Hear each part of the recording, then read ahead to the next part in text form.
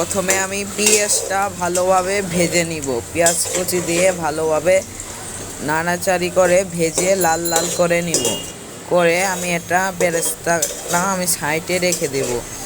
ভালোভাবে সুন্দরভাবে যাতে পুড়ে না যায়, ভালোভাবে নাড়তে হবে। নেড়ে চেড়ে সুন্দরভাবে তুলে নিলাম। তারপরে আমি আদা রসুন দিয়ে করার পরে চাউল দিয়ে দিলাম। পোলাও চাউল দিয়ে সামান্য পরিমাণ পানি দিয়ে চালটা ভাজা ভাজা করে নাড়াচাড়ি করতে থাকলাম। কিছুক্ষণ নাড়াচাড়ি সুন্দরভাবে করে তারপরে আমি একটু পানি দিয়ে রেস্টে রেখে দিব। চালটা 10-15 মিনিটের জন্য রেখে দিব। দিয়ে তারপরে একটু নাড়াচাড়ি করে নিব ভালোভাবে। চালটা সুন্দরভাবে করে নেব, ঝরঝরে হবে। তারপরে আমি একটু পানি দিয়ে আবার ভাপে বসিয়ে দিলাম। ভালোভাবে ঢেকে দিব। এখন সুন্দরভাবে ঢেকে দিব।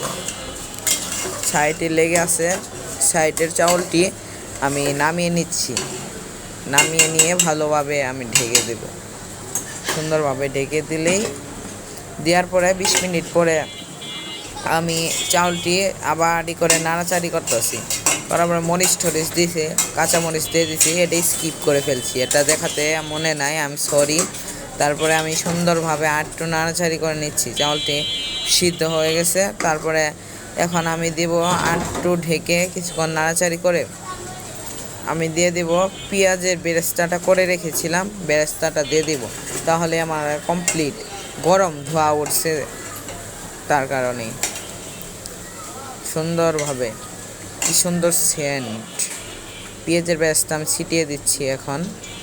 তাহলে আমার কাজ কমপ্লিট, পরিবেশনের জন্য রেডি।